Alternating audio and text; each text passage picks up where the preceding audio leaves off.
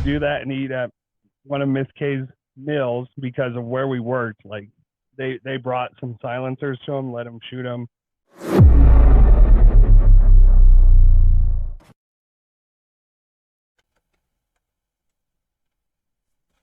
Hey, and we're back. All right. So we found out what your most memorable experience was in an interview. What was your most funniest experience on your podcast? It was a tie between last night and Buck Rogers. So George hit his head on the mic like 3 times last night. And I was like, what are you doing? Because all of a sudden it'd be like, and like, oh, George, you hit the mic again. And so that was the first. But with Buck Rogers, I don't know if we went slap happy or something, but we were just joking and telling funny stories and just talking about God and just everything. And like, we had to make that like a 2-part podcast because it was like 2 hours long. So wow. That was probably the funnest one that we've done. That was just funny. I had him on a couple weeks ago. He was a trip. I liked having him on. Yeah, I like Buck. Buck's fun. Pastor Ink's fun too. Yeah, for sure. So, is there a person that you have how do I word this? Is there a dream interview that you want to bring on your podcast? Yeah, Jace Roberts. Jace from Roberts. Duck Dynasty. Yeah. Ooh. And I actually have connections. So I've been trying to work them, and he said yes, mind you. He did say yes. What? I haven't set up a time or a date with him yet. Oh, you got to let me know. Yeah, I will. That is, I love Duck Dynasty, and I guess I kind of look like Duck Dynasty, a lot of people say. And so, I get you. And so, I definitely love those guys and love what they're about. And so I listen to their podcast, and I really feel like, people like to judge people by the cover, and like Pastor Ink's one of them that people are like, oh, tattoos, you're evil.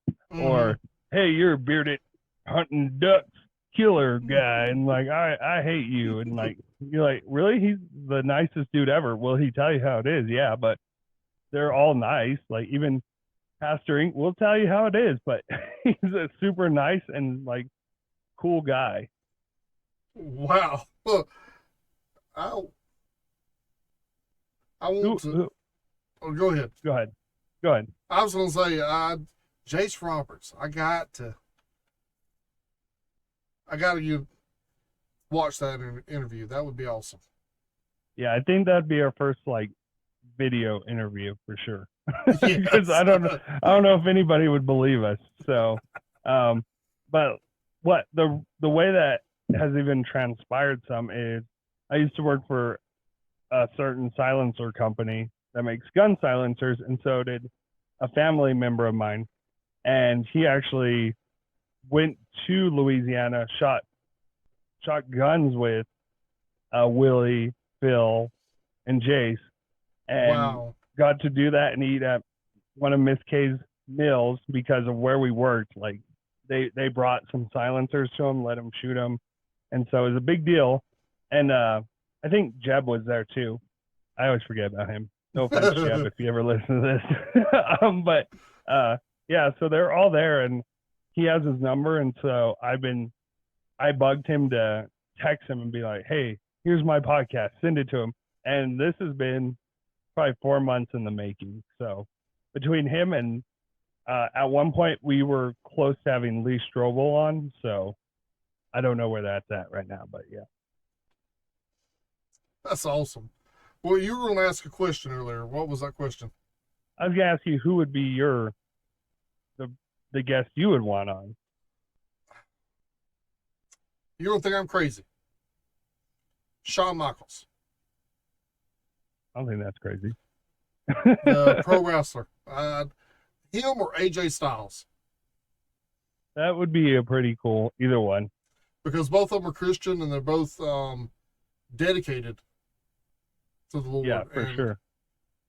Just to hear their testimony. I've heard it before. I've heard Shawn's dozens of times, but to just have it said across my podcast would be amazing. Yeah, for sure. And I mean, I think both of us can agree, like, Chuck Norris would be the best on either of our podcasts. Like, whatever. Him or Donald Trump? Hey, yeah, I mean, for real, it's like either one. I mean, I've done some crazy reach outs. So, I mean, Lee Strobel actually wrote me back. So, I mean, it can happen. And what's amazing about us being on TikTok is we can reach people like Pastor Trent. Yeah. Pointless Thorns. He was a movie star at one time. Yeah. And I've sent messages and talked to him. You have too. And it's just amazing how TikTok has broke down the barriers where people like me and you could reach these other people that we would never think we'd ever reach. Well, I mean, we would have never met if TikTok wasn't a thing, to be honest. So exactly. And I mean, I enjoy sitting on your lives and driving people nuts and being a part of one of your moderators that makes people mad, and so it's really fun to me. So I love my lives. I need to start doing that again. Well, there's some characters that come in that. Wow. Not calling their names, but there's some characters in there. Yeah, you had some weird ones in there, and I just happened to come in, and you were about to end the live, and you're like, "Oh, Jacob's in here. All right, I can stay," because it was a single female being really weird. Yes. I remember that one. Yes. That one's the most memorable for me. She was creeping me out. I was like, yeah, let me get off. I'm peculiar about that anyways. So as soon as you come in, I was like, okay, I'm safe. Yeah. It's like a Billy Graham thing. That's what Billy Graham used to do. He wouldn't even get on he wouldn't even get on the elevator with another female unless there was a witness with him. Well, I mean, Ravi Zacharias is a perfect example of why. Exactly. And I think if anything like that, like we became big time in some sort of way, I'd do the same thing. I'd have someone with me all the time.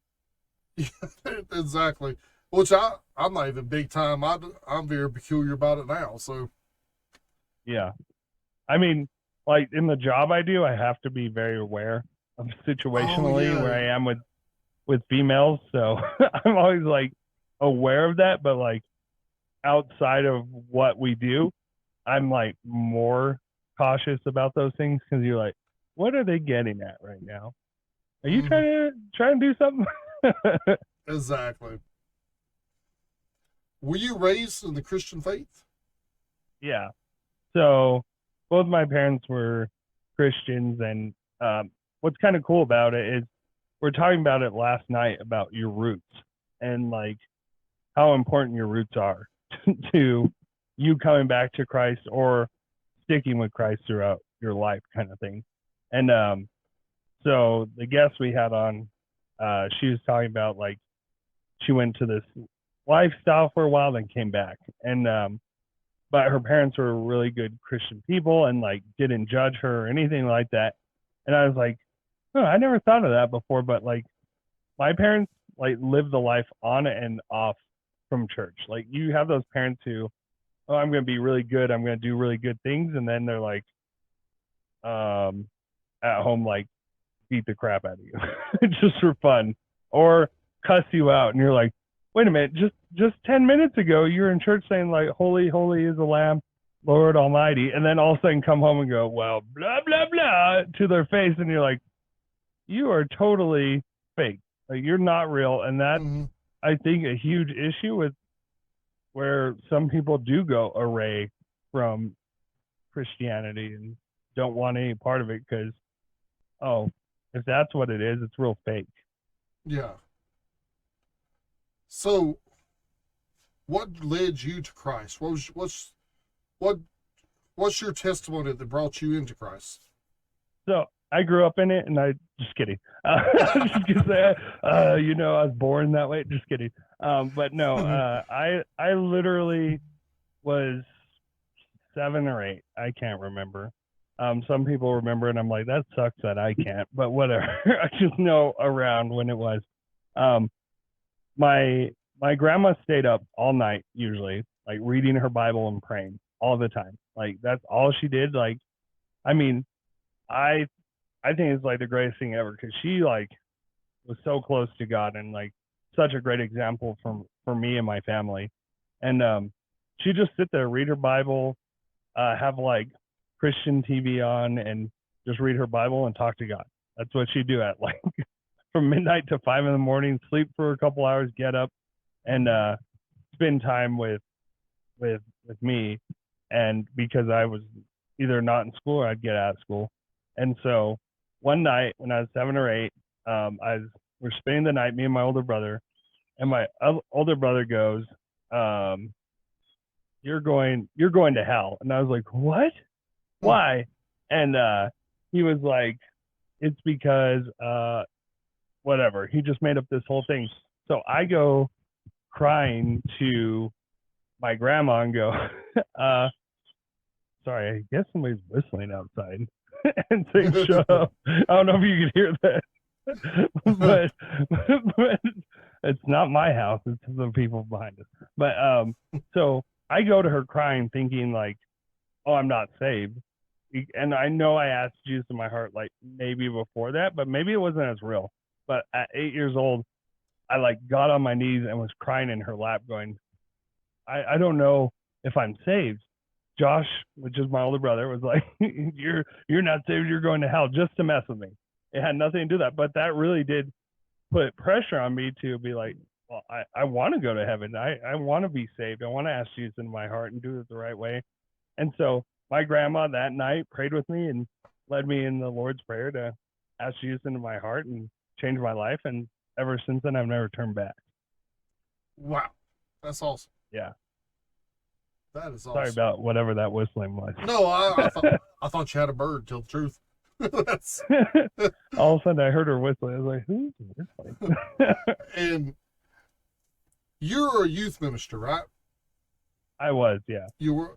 Have you ever thought about going back into the youth ministry? I've thought about it. I think it'd have to be the right way of doing it. Like, not right way. God would really have to lead us because I think me and you've talked about this. Like, me and you've had kind of similar experiences of getting burned by the church, and I got like triple burned. So like, where it was with one church and then the next one, and then the next one. And so, with it, the first two were fine. The last one was like a blind side. So wow. It took a little bit for like my wife to be like, okay, I forgive them and all that, because we didn't do anything wrong. It just, they had other plans and they wanted somebody else to be a part of the church, and it was the pastor's son, and they just really wanted him to be getting paid there, and I was the one thing that was stopping him. So he wasn't going to be a youth pastor, mind you. He's going to be a worship leader, but they just were like, we need the money, so you're out. So wow. They said it was for other things, but we did our job, and we did a good job. Like, our youth group started with 3 and ended with like 60. So not too shabby. No, it's not at all. After this break, we'll be going into the speed question part.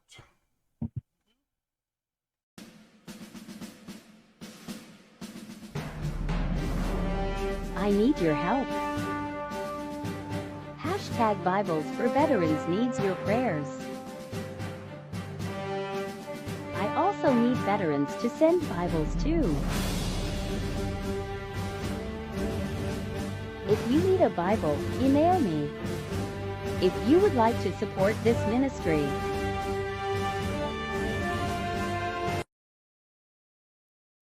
this world we live in is called a fallen creation. This world is full of sin, and everyone in it is bound for hell because of our sinful nature. Romans 3:23, it says, the wages of sin is death, but God, being rich in mercy, instead, he made a promise to mankind that he will one day save them from their sin. Christ, the eternal Son of God, the God-man, the Theanthropos, came down and died on behalf of sinners. He was buried and he was raised on the third day according to the scripture. Isaiah 53, it tells us that it pleased Yahweh to crush him, to crush who? His only son that he sent for you. Here's the good news, though. He sent his son down, God in flesh, to take the punishment you so rightly deserve. And you can choose Jesus today and be with him forever in eternity. That is good news. So yeah, that's the gospel. Hey guys, just working on something out here. Let me show you what I'm working on this pipe to, and I don't know if you can see it, but that like little black speck near the end there, that is a hole. That has been costing my in-laws a lot of money. It's like 14 or 20 gallons an hour that it's just dumping into the ground and doing absolutely nothing. And I was just sitting here thinking about it, and that's kind of like us when we're not giving God any time or even giving him a little bit, that we just decide, hey, we're gonna devote our time to this, but really it's just wasting time and money. And I'm not saying I'm good or perfect at it either, so don't get me wrong, but it's just a thought, like if you're doing it like something that is hindering you from seeking God, maybe check yourself and make sure you don't have a leaky pipe. On the next segment of Xtreme Talk. Definitely, I want to know, like, what they're missing and what story they're trying to tell. I mean, they have